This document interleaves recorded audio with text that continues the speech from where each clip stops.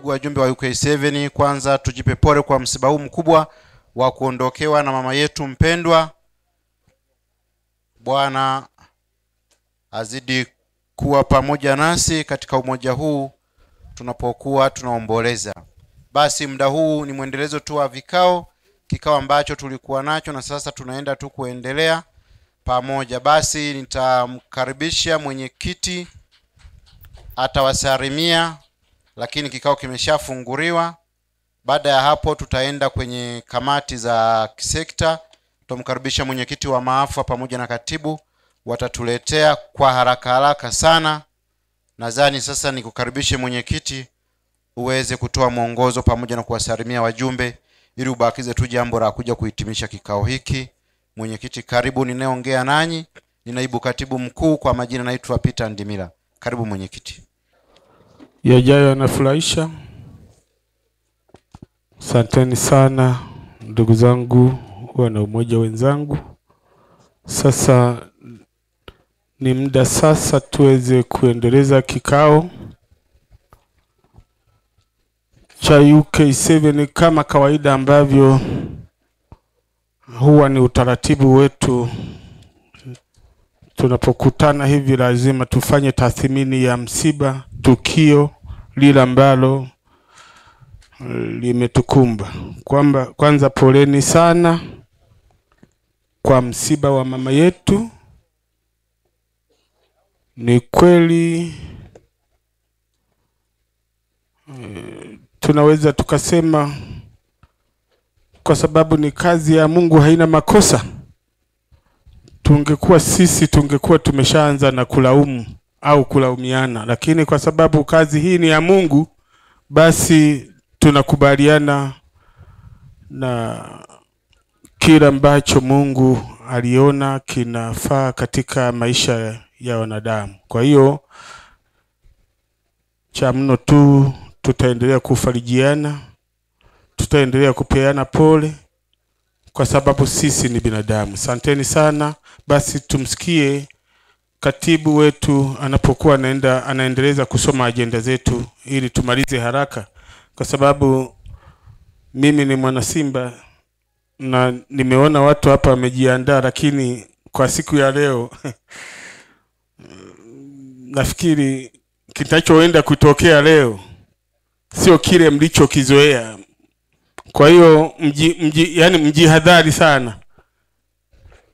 Kwa hiyo nafikiri kwa kuokoa muda, kwa sababu tunajua tuna jambo letu baada ya muda mfupi, nimkaribishe katibu aweze kutusomea agenda ambazo zinafuata baada ya hii ambayo ni ya kuwasalimia. Asanteni sana.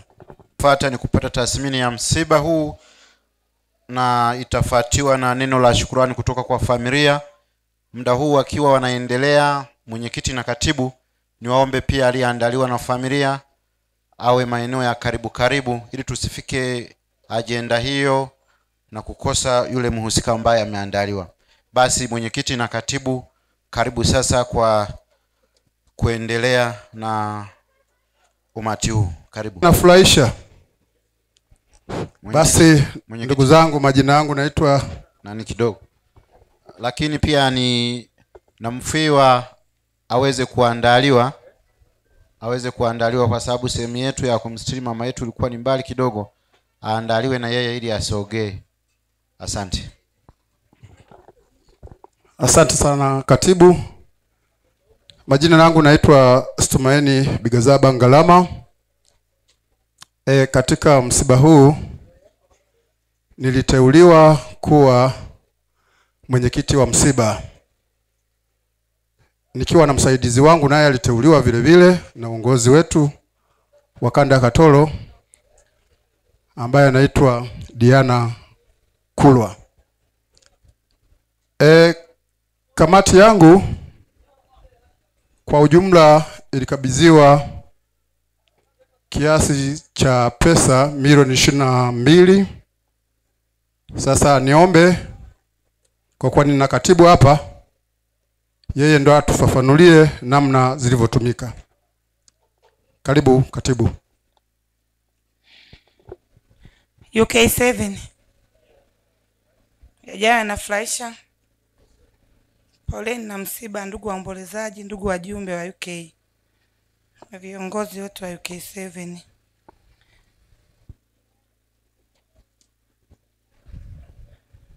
Kwa majina naitwa Diana Kulwa, nimehudumu kama katibu wa maafa ya mama yetu. Ifuatayo ni mkanganuo wa hela hii tuliyopokea kwa ajili ya kuhudumia msiba wa mama. Nakili kupokea shilingi milioni 22 kutoka kwa mwenyekiti wangu Stumai Ngalama. Tulitumia makato shilingi 20,000. Kwa hiyo tukawa tumebakiwa milioni 21,980,000.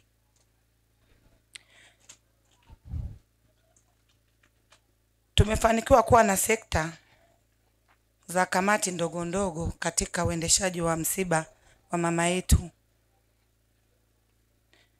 Na kamati hizo tulikuwa na kamati 6.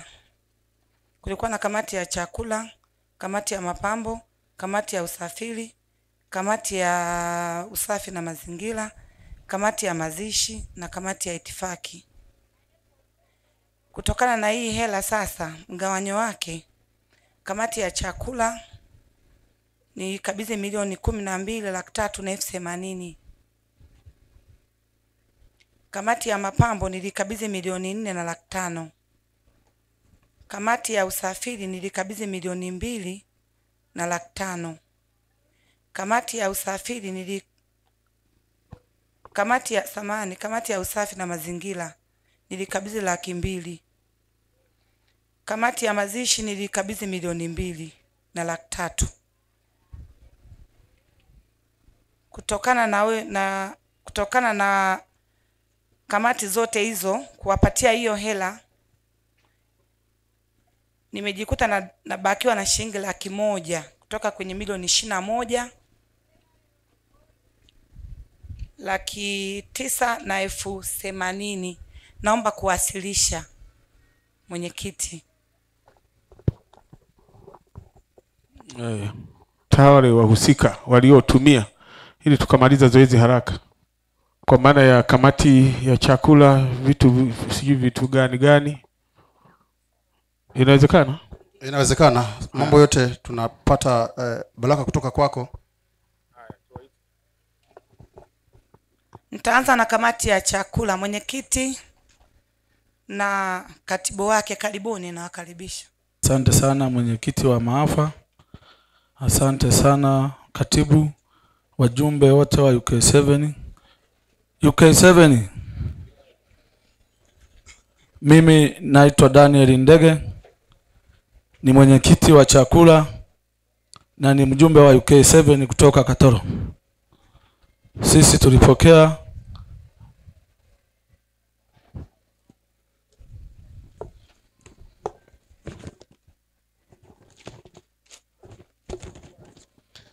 tulipokea hela keshi. Mimi nakiri kupokea hela keshi milioni 12,380,000.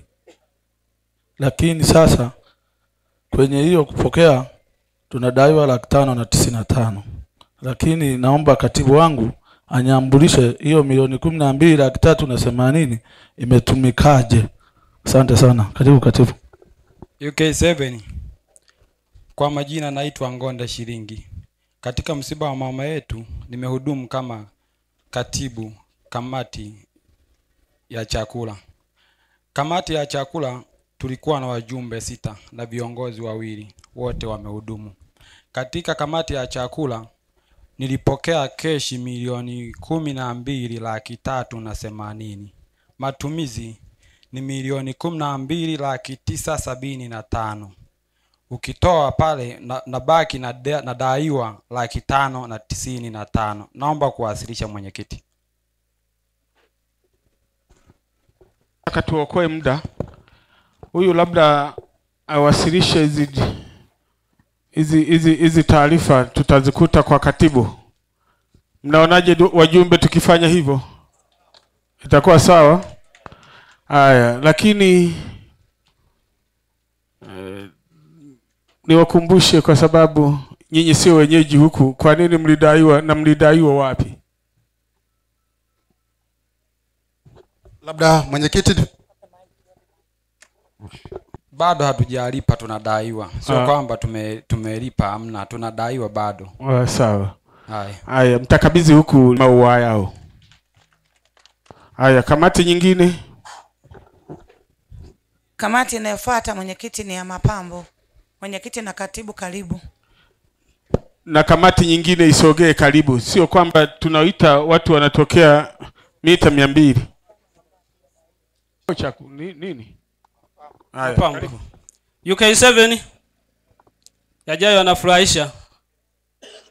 Kwa majina naitwa Galiaya Kurwa Maduhu. Nimehudumu katika msiba huu kama katibu wa mapambo na kama mwenyekiti wa mapambo. Mheshimiwa Mwenyekiti, napenda kukiri nilipokea shilingi milioni 4.5 katika sekta yangu. Na kamati yangu ilikuwa na wajumbe 4. Waliohudumu ni 3, mmoja alikuwa na uzuru. Mchanganuo wa matumizi naomba nimkabidhi katibu wangu kwa ufafanuzi zaidi. Asante mwenyekiti. UK7 yajayo yanafurahisha. Kwa majina naitwa Mashaka Fabiani. Kamati hii tulipewa milioni 4,500,000. Tumetumia milioni 4,885,000 na kubaki na shilingi 15,000. Naomba kuwasilisha. Kamati hii tulikabidhiwa milioni 4,500,000. Matumizi ni milioni 4,485,000. Lakini tuweke mambo sawa, baadaye tusondoke hapa tukadaiwa. Wasabuni wengine walikuwa wanaongea na familia. Kwa mimi nilivyolipa ni wazabuni UK7 peke yake. Kwa hiyo nikitoka hapa nisifuatwe na mzabuni mwingine kwa sababu hatukuingia mkataba. Asante.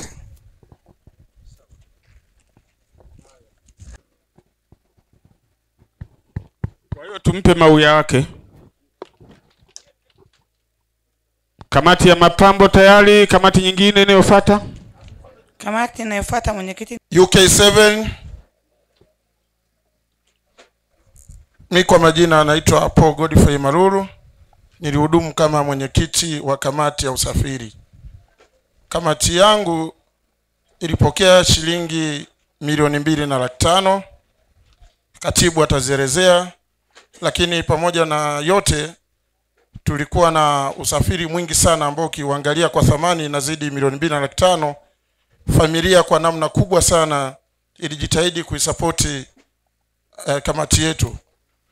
Kwa hivyo tunaishukuru sana familia, tumeshiriki nao toka mwanzo mpaka mwisho, lakini pia tunawashukuru madereva wote kwa kuzingatia sheria za usalama barabarani, na tumewaelekeza pia wanaporudi wazizingatie ili watu wafike salama. Kwa hivyo kamati yangu ilikuwa na wajumbe 5. Kati yao mmoja alikuwa na uzuri wa kisiasa ambao kimsingi tuliona kwamba unatija, na mwingine pia alitupa uzuri ambao ulikuwa na sababu. Kwa hiyo kimsingi wajumbe wote tulihudumu. Hivyo naomba nimkabidhi sasa katibu aweze kutoa mchanganuo. Asante sana. UK7 ijayo inafurahisha. Kwa majina naitwa Mringi Goodluck Limo. Kwenye kamati hii nimehudumu kama katibu. Nakiri kupokea milioni 2,500,000. Milioni 2,500,000, milioni 1 kila gari tata zile nimekodi kwa milioni. Na gari ya kubeba mwili nimetumia kwa 500,000. Sawa, yuko sawa wanachama. Basi tuwape maua yao. Kamati nyingine.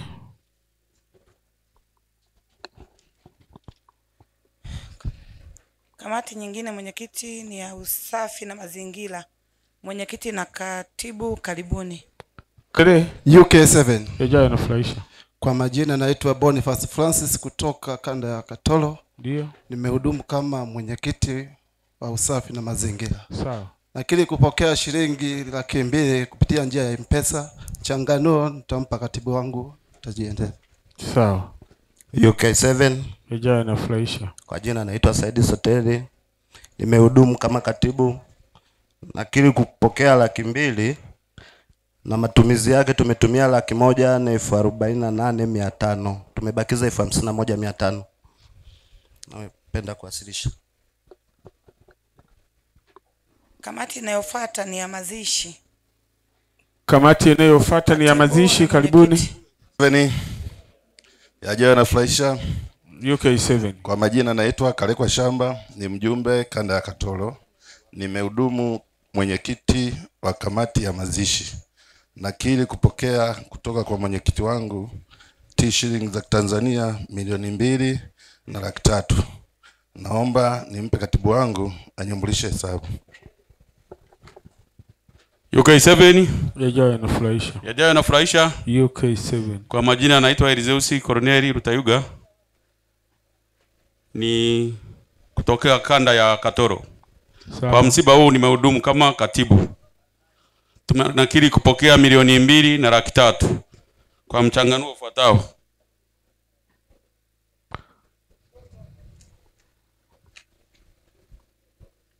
Hata nikitangulia kichwani. Tumetumia shilingi 2,200,000 na 54,000. Tumebakiza 46,000 na matofali 48 yenye thamani ya shilingi 72,000. Sawa. Yuko sawa? Basi tuwape maua yao. Kamati inayofuata mwenyekiti ni ya itifaki. Mwenyekiti na katibu, karibuni. Hii ilikuwa ni kamati ya nini? Hii ni ya mazishi. Sawa. UK7.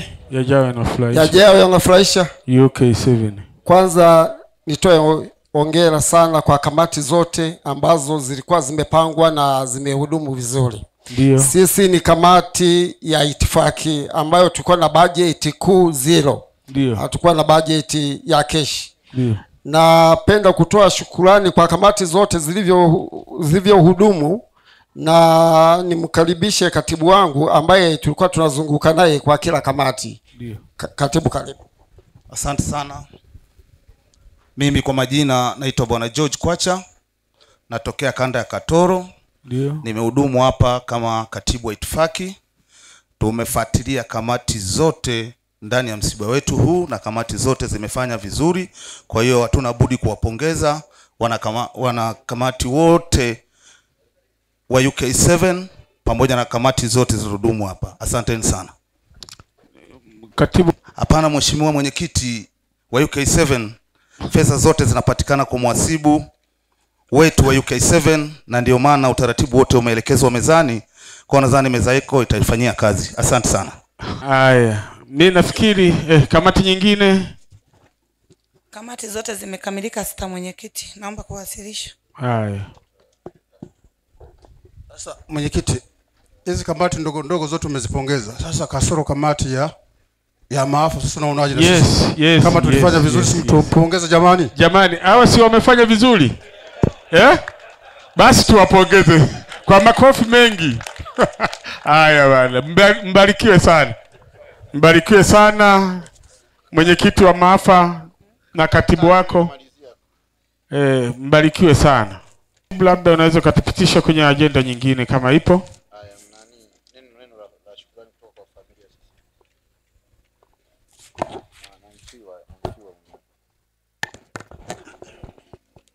Asante mwenyekiti. Tunaenda agenda ya msemaji wa familia kwa maana ya neno la familia, lakini pamoja na mfiwa ili tuweze kumfahamu. UK7 hii imepanuka kama mnavyoelewa, kila leo wajumbe wanazidi kuingia wapya. Kufahamiana napo ni jambo la msingi zaidi. Asanteni sana. UK7. Hoja inafurahisha. Bwana Yesu asifiwe. Milele amina. Kwa majina ninaitwa Madaha Malunde, ninaishi Mwanza, maeneo ya Bugando. Mimi ni mwanafamilia. Mama aliyelala ni mdogo wa mama, wameachiana ziwa. Na kingine mimi ni mwenyekiti pia wa familia na ukoo wetu. Nichukue nafasi hii kwanza kabisa kumshukuru Mungu kwa jinsi ambavyo ameratibu ratiba hii tangu mama yetu alivyolala mpaka hapa tunavyoendelea, tunaendelea vizuri. Baada ya shukrani kwa Mungu, nichukue nafasi hii kuwashukuru wana UK7. Kwa kweli kama familia kuna jambo kubwa sana tumejifunza kutoka kwenu. Mungu wa mbinguni awabariki. Tumewahi kupata misiba mingi tu katika familia na ukoo wetu, lakini kwa kweli hii haijawahi kutokea. Mimi niseme tu kwamba kwa kweli jambo hili lipo kimungu zaidi. Mungu ndiye aliyewaongoza nyinyi kusimamia mambo makubwa kama haya. Nizidi kuwaombea kwamba Mungu azidi kuwatia nguvu. Kiwa kuna mahala shetani anahitaji kupenyeza, basi kama kwa niaba ya familia tunamkemea. Asante sana mwenyekiti pamoja na uongozi wote na wajumbe wote wa UK7. Hatuna neno zaidi ya kusema asanteni kwa jinsi ambavyo mmesimamia msiba wa mzazi wetu. Mungu wa mbinguni awabarikini. Amina. Nitegemea wote watasema amina. Amina, amina. Mungu wa mbinguni awabariki. Amina. Asante. Nafikiri tunahitaji kumwona mfiwa. Tunahitaji kumwona mfiwa na yeye kama ana cha kusema anaweza akasema. UK7. Yajayo yanafurahisha. Yajayo yanafurahisha. UK7. Jamani, mimi hapa ndo Neema Thomas Malendeja ambaye siku hii ya leo ndo niliyewakusanya hapa kwa ajili ya tukio la kumzika mama yangu. Jamani, toka nimepata huu msiba, ndugu zangu wana UK7 kanda ya Geita, kanda ya Katoro, nimewaona siku hiyo nilipopatwa msiba. Jamani, Bwana kwa kweli azidi kutubariki sana. Amina, amina. Mmenifariji sana. Familia yangu kama mnavyoona hapa tumesoma watoto wawili na ni wa kike jamani, lakini sijajisikia upweke. Kakaangu Musa, pole. Umekuwa karibu sana na mimi. Wana UK7 wa Geita siwezi kuwataja kwa majina, lakini ni wengi wamefika, tumejumuika nao pamoja na Wakatoro. Jamani, sina mengi ya kuwaeleza. Hata kutoa shukrani kiasi gani siwezi jamani, lakini Mungu anayaona mnayotenda. Mungu azidi kutuendelezea umoja huu na zaidi azidi kutubariki. Shetani asiingilie kati. Ni jambo kubwa ambalo tumelionyesha kwa leo. Sina jinsi ya kulisemea. Bwana azidi kuwa nasi. Amina. Basi pole. Kazi ya Mungu wanasema haina makosa, basi kazi yake ambayo haina makosa ni pamoja na hiyo aliyoifanya siku ya leo. Kwa hiyo katibu, karibu kusoma agenda inayofuata. Agenda iliyobaki ni kufunga kikao mwenyekiti. Basi nikukumbushe tu ukiwa unafunga kikao pamoja na ombi.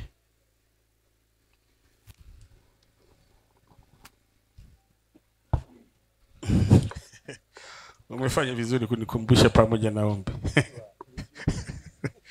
UK7 yajayo nafurahisha. Ndugu zangu, nafikiri karibia wote, kwa sababu mimi huwa nakaa mbele yenu, kila mmoja atakuwa ananifahamu, lakini sio mbaya kurudia kujitambulisha kwa mara nyingine. Kwa majina naitwa Duba John Sumbuka, ni mwenyekiti wa kikundi hiki cha UK7. Ndugu zangu wana umoja wa UK7, nimesimama mbele yenu hapa kwa kazi ambayo nilipewa na katibu, kwa maana ya agenda ya kufunga kikao au kuahirisha kikao. Basi nimesimama kwa ajili ya kutekeleza agenda hiyo, lakini wakati tunaenda kuhitimisha hili, lazima yawepo yale makolombwezo yale ya kuachania, lazima tuwe nayo na ili tuweze kuachana vizuri. Ndugu zangu wana umoja, kwanza poleni sana. Pole dada yetu, poleni wana UK7 wote, kwa sababu likimgusa mmoja basi sisi, kwa sababu tumeshakuwa kama familia, basi tunakuwa tumeguswa wote kwa pamoja. Lakini vile vile nizidi kuwakumbusha kwamba sisi ni kikundi, na kwa vile ni kikundi basi lazima tufate misingi ambayo imewekwa na kikundi, tuendelee kuifata hiyo ili tuishi vizuri, ili tusiichoke UK7 yetu, kwa sababu UK7 ni ya kwetu wote. Na kwa sababu wakati ninaanza kuna kitu ambacho nilikisema huko nyuma kwamba leo tuna jambo letu sisi wana Simba, mtanisamehe wale wa upande wa pili. Tuna jambo letu, basi nisichukue muda sana kuyazungumza haya. Watu tuwaachie waende wakatathmini timu zao, na huu ndo wanaenda kufungua misimu, basi wakafungue kila mmoja wafanye tathmini ya timu yao. Kwa hiyo sisi tunasema tuko vizuri, tutakutana saa 11 uwanjani. Lakini niwakumbushe kamati ya maafa kanda ya Katoro. Kuna kitu ambacho kilikuwa hakijakaa vizuri hapa, lakini kwa sababu haya mambo huwa hatujui namna ya kujiandaa sana, lakini sasa hivi tumeshakuwa wazoefu. Inatakiwa na sisi tuwe tunafanya kama tunavyoshuhudia matukio mengine. Mfano leo sisi ni viongozi, lakini mpaka dakika hii mimi sijagusa hata chai. Lakini ni kwa sababu gani sijagusa hata chai? Sisi viongozi huwa tunafikia kwenye tenti letu hili la viongozi. Viongozi wakishafika hapo wanafanya majukumu yao haraka haraka ili tuwaokolee muda sisi. Tukiacha kuyafanya yale ambayo tunayafanya huku, basi tungekuwa tunatoka hapa hata saa 1. Sasa kwa hali hizi tujitahidi kuyaepuka haya, kwa sababu na sisi tuwe tunaangaliwa wakati tumekaa huko tunatekeleza majukumu ya kikundi chetu. Kwa hiyo hamkufanya vizuri sekta ya chakula, kwa sababu mlitutelekeza. Kamati ilitutelekeza sisi viongozi, hatukuweza kupata chochote kutoka kwa kanda ya Katoro. Kwa hiyo niwaombe tu, kwa sababu haya mambo yapo,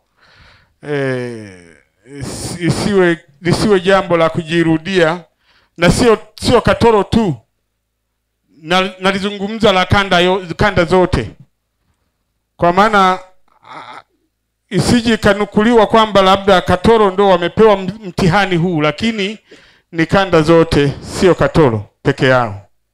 Kwa hiyo ndugu zangu, niwaombe sana tuendelee na mambo kama hayo. Lakini kingine, mimi ninazidi kusisitiza tu kwamba tunalo zoezi zuri kabisa ambalo tumejitengenezea sisi wenyewe kwa maana ya ujenzi wetu wa UK7. Kwa hiyo watu tuendelee kuguswa, watu tulione hili ni la muhimu, kwa sababu ni la kwetu. Kwa hiyo mimi niwaombe mguswe na hilo, ili